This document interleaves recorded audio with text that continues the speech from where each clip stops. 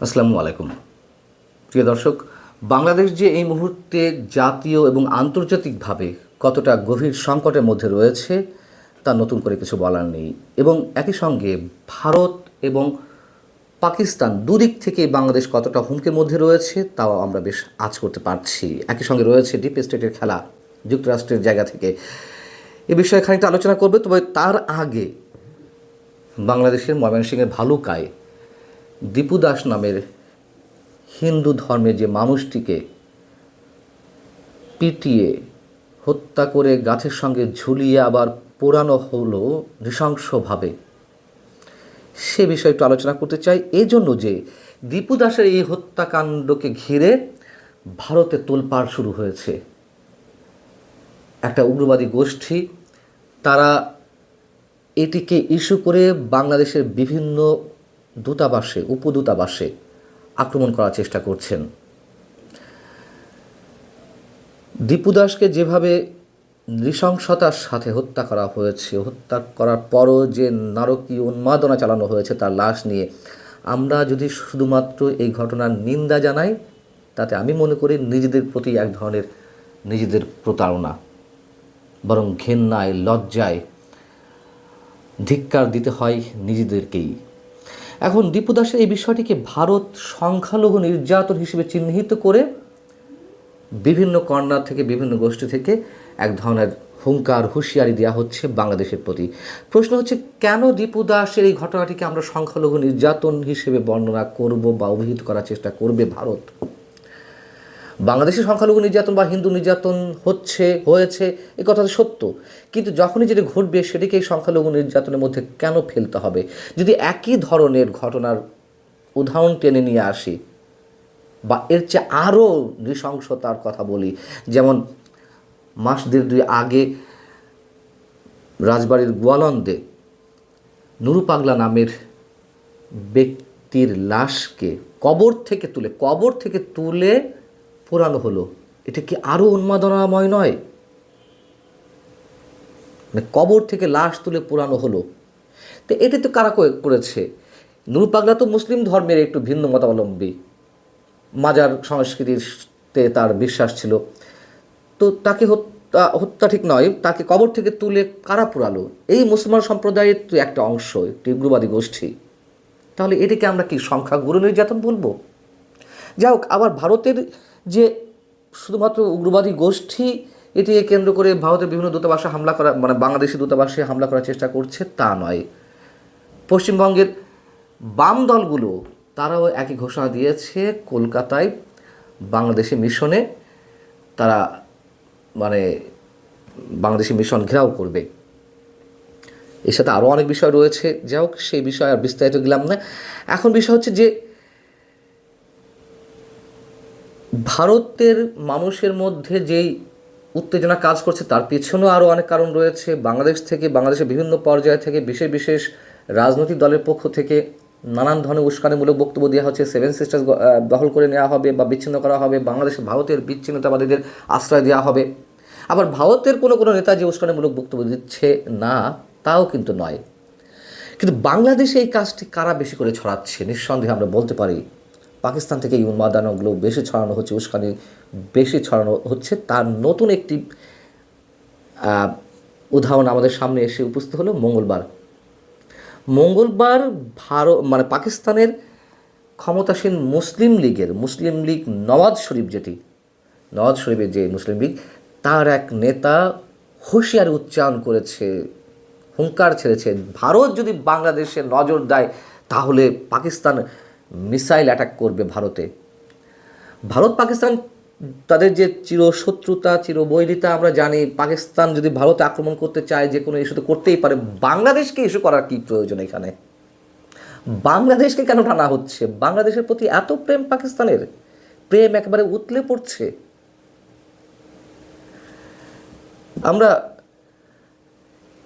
মাত্র কয়েকদিন আগে যেটির উদাহরণ বা রেফারেন্সের আগেও আমি দিয়েছি একটি কন্টেন্টে, টাইমস অব ইসলামাবাদ পাকিস্তানের একটি গণমাধ্যম, যেটি পাকিস্তানের গোয়েন্দা সংস্থা ISI কর্তৃক নিয়ন্ত্রিত, আমি যতদূর জানি, আমার যদি ভুল না হয়ে থাকে, সেই পত্রিকাতে সেই গণমাধ্যমে কি একটা ভয়ঙ্কর গুজব ছড়ানো হলো যে ভারতের সাথে চলমান সীমান্ত উত্তেজনার মধ্যেই বাংলাদেশ তুরস্কের তৈরি TRZ-300 এবং TRZ-230 গাইডেড রকেট সিস্টেম ব্যবহার করে তার বাংলাদেশের আর্টিলারি সক্ষমতা বৃদ্ধি করেছে। ভারতের সীমান্ত থেকে বাংলাদেশ যুদ্ধাবস্থার জন্য তৈরি হয়ে গেছে। উস্কানি দিয়ে দিয়ে যে পর্যায়ে নিয়ে যাচ্ছে, শুধু উস্কানি নয়, নানান ধরনের নানান বিষয় নানান অনেক কিছু এখানে আসছে এমনও তো শোনা যাচ্ছে। আর পাকিস্তানের এরকম একটি গভীর চক্রান্তের ফাঁদে পা দিচ্ছে আমাদেরই বিশেষ বিশেষ কয়েকটি রাজনৈতিক দলের নেতাকর্মীরা।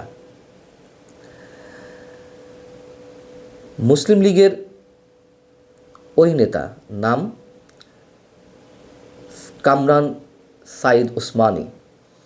কামরান সাইদ ওসমানী মঙ্গলবার একটি ভিডিও বার্তাতে বলছেন, ভারত যদি বাংলাদেশের সার্বভৌমত্বে আঘাত হানে, যদি কেউ বাংলাদেশের দিকে কুনজর দেয়, তাহলে মনে রাখতে হবে পাকিস্তানের জনগণ, পাকিস্তানের সশস্ত্র বাহিনী এবং আমাদের ক্ষেপণাস্ত্র খুব দূরে নয়। বুঝুন অবস্থা। এবং এই নিউজটি ভারতের বিভিন্ন প্রথম সারির বিভিন্ন গণমাধ্যমে বেশ গুরুত্বের সঙ্গে ছাপা হয়েছে।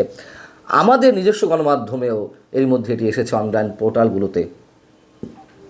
ওসমানী বলছেন, বাংলাদেশ যদি অখণ্ড ভারতের চিন্তাভাবনা চাপিয়ে দেওয়ার চেষ্টা করে, তাহলে পাকিস্তান এটি সহ্য করবে না। আহা, কি দরদ! সীমান্তে BSF বাংলাদেশকে বিরক্ত করছে এবং বাংলাদেশকে হিন্দু রাষ্ট্র বানানোর চেষ্টা করছে। বুঝতে পারছেন তো আসল বিষয়টি? 71-এ যা করেছিল ধর্মের দোহাই দিয়ে আমাদের প্রতি, আবার তেমন একটি তকমা দেওয়ার চেষ্টা চলছে। আর কথা হচ্ছে যে অখণ্ড ভারত চাপিয়ে দেবে বাংলাদেশের উপরে। এই অখণ্ড ভারতের কথা বললে তো পাকিস্তান নিজেও সেই ভারতের অখণ্ড মানচিত্রের মধ্যে পড়ে যায়। নেপাল পড়ে, ভুটান পড়ে। বাংলাদেশ নিয়ে এত মাথা ব্যথা কেন তাদের? তিনি বলছেন, পাকিস্তানের সঙ্গে সামরিক জোট গঠন করা উচিত। পাকিস্তানে বাংলাদেশের ঘাঁটি স্থাপন করা উচিত। এর আগে আমরা দেখেছিলাম বা জানি, আমাদেরই একজন অধ্যাপক পাকিস্তান থেকে মিসাইল নিয়ে এসে ভারত সীমান্তে ভারতের দিকে তাক করে রাখার কথা বলেছিলেন। এখন পাকিস্তান তো ভুলতে পারছে না 71-কে। কদিন আগে দুই দেশের মধ্যে, ভারত পাকিস্তানের মধ্যে যখন সার্জিক্যাল স্ট্রাইকের ঘটনাগুলো ঘটলো, তখন একটা পর্যায়ে শেহবাজ শরীফ তার একটি অপারেশনকে কেন্দ্র করে বলেছিলেন যে এটি 71-এর প্রতিশোধ। 5 আগস্টের পরপরই, 24-এর 5 আগস্টের পরপরই ভারতের উপপ্রধানমন্ত্রী ইসহাক দার তিনি বললেন, পাকিস্তান তার হারিয়ে যাওয়া ভাইকে খুঁজে পেয়েছে, বাংলাদেশকে উদ্দেশ্য করে বললেন।